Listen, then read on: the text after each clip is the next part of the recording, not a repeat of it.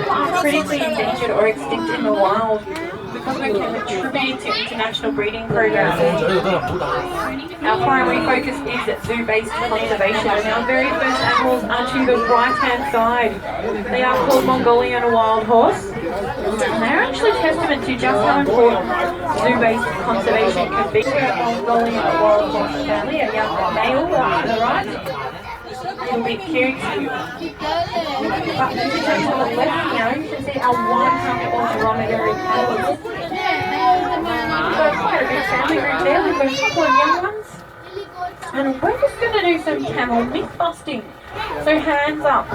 If you got taught at school or kinder that camels have a hump full of water, but most of their hump is full of fat, and there's a very important reason for that. Our camels are from very hot countries.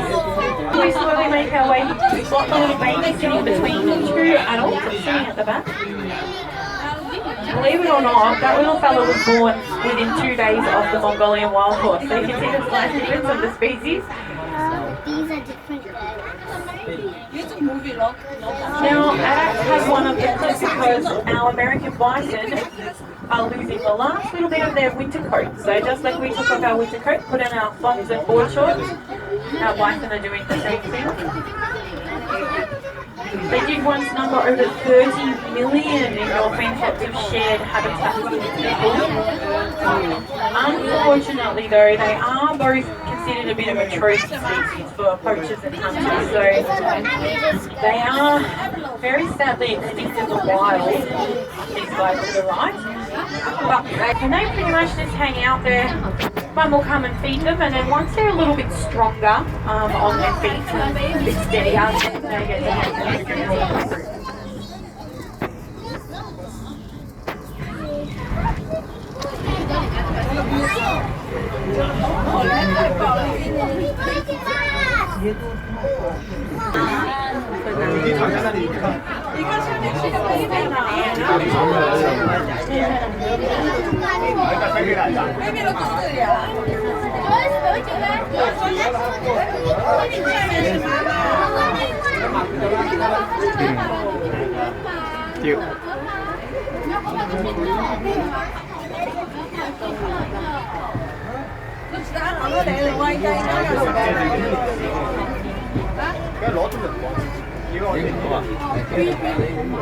我冇發俾同啦，我影俾你。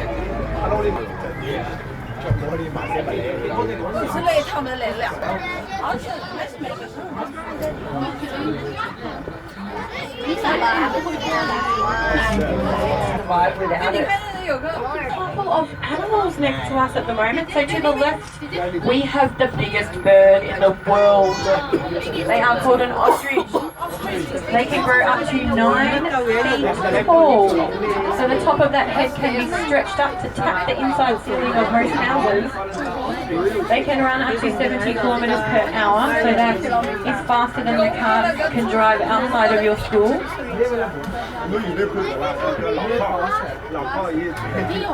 And they're very curious, but you put all these combinations together, it can be a little bit dangerous for them because they're not very clever. Back to lovely ladies and the males. We also have another antelope standing to the right, so she's a type of kudu. Kudu have beautiful big horns, the males, so this is a girl. She's our retired girl. She's getting on in age. But the boys actually have horns that are up to 1.8 meters long. So that's as long as a man is tall, kids, if you're trying to imagine how big the boys' horns are. But our water buck to the right-hand side here.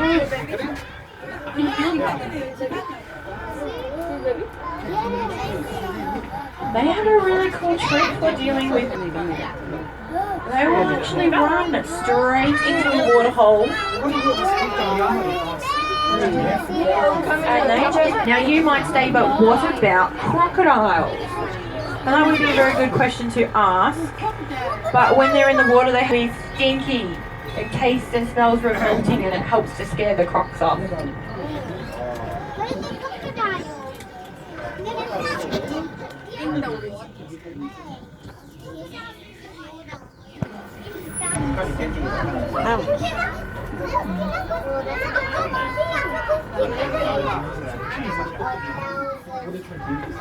more than 80.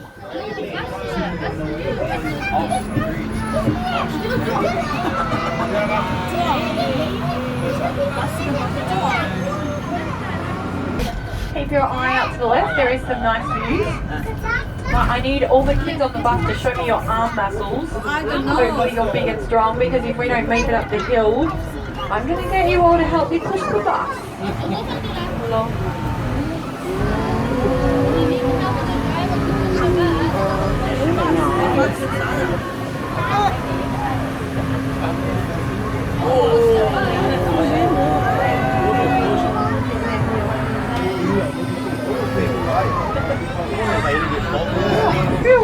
It's okay, you can all put your arm muscles away.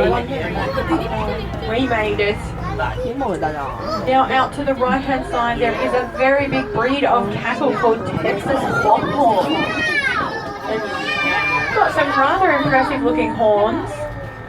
And they are similar to the type of cattle that you see around a very special place called Malako Conservancy in northern Kenya. Because our longhorn are descended from African cattle species. Zebras are called common or plain zebra, so all the zebras at our zoo are common zebras. Their numbers are fairly stable in the wild, which is really great. A recreation of what the villages look like in Malako. They do have to have a fence around the village to keep the wildlife out. Extra fence too.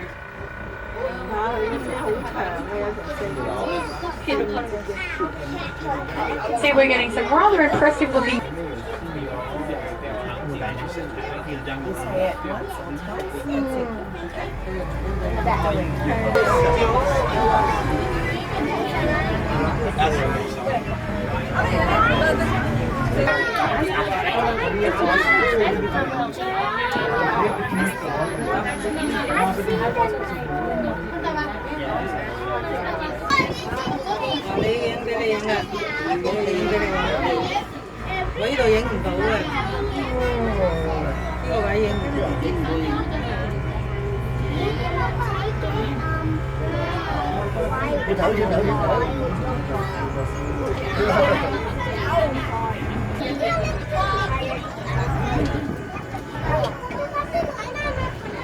Well, as we come around the corner, you get some lovely views out over the whole of the savannah to the left.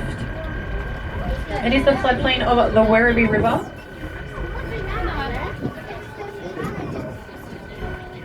You can see the river off in the distance where the gum trees are. But when we talk about a savannah as an ecosystem in Africa, we're talking about a big open space with lots of grassland for grazing.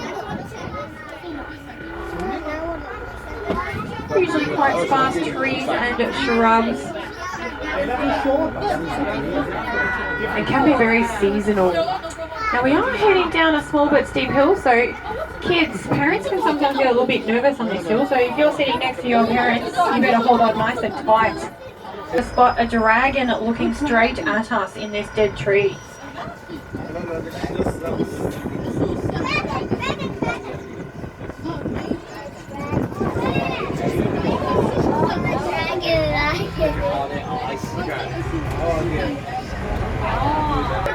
Well, these are the common zebra.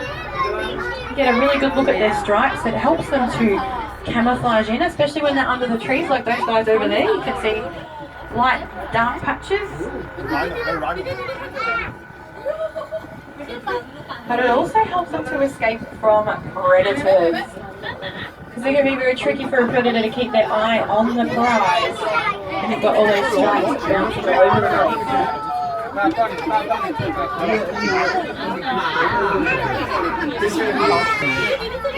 Đang ngủ lại nhưng mà không sừng nữa.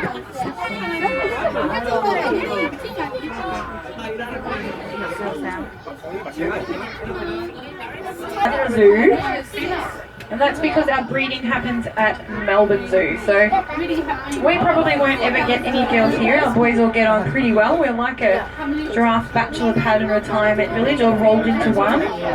But if we brought a girl here, they would all fight to make her their girlfriend.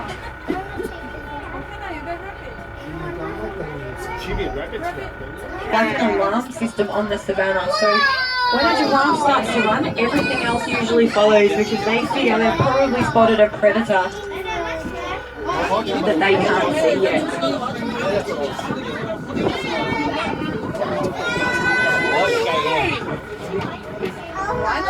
Now, giraffes have a few little weird things about them. So they have a bright blue tongue. And does anybody know why a giraffe might have the same favourite activity, which is eating? Now, a giraffe spends around 80% of their day eating. The rest is just little micro sleeps. And what that means is that their tongue is always going in and out of their mouth. And so that beautiful blue colour helps to stop their tongue from getting sunburned. Now the other weird trick that giraffes have is they chew their food more than Cici, Lataba and Marque.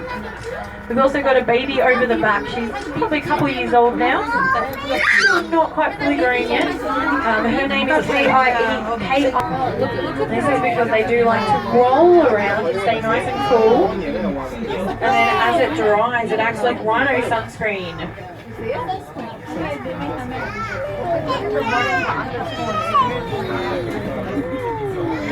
Those moths, and they try and sell them on the black market for medicine and other things. Now, rhino horn does not make good medicine. No poo as well. So when giraffes sit down, guess where they normally sit?